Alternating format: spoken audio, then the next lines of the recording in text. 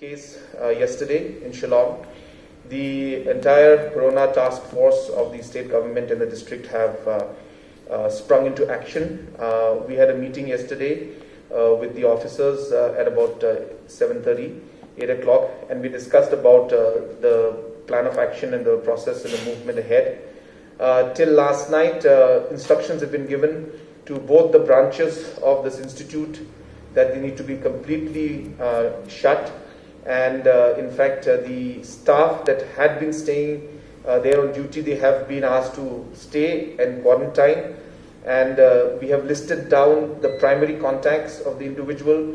We have also gone down to secondary contacts to a large extent. Of course it takes time. It's been only 18 hours now when this information came to us. So within 18 hours already we have established 2,000 contacts already. And in 18 hours, we have already done approximately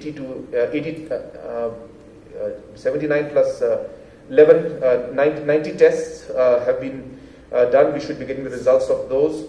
And we will continue to do more tests, obviously. And we have also asked, Government of Assam also to support us in the testing so that we can test more every day.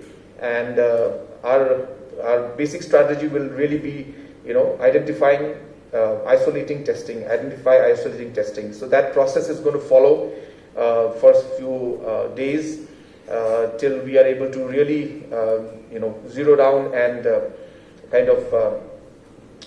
bring all this, the contact tracing done and close the basic loop of any kind of transmission that could possibly be there.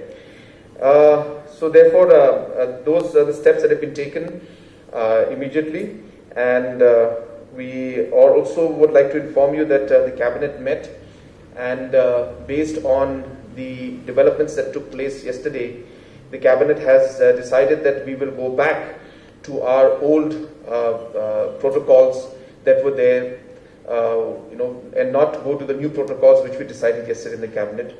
So we're going back to the old protocols.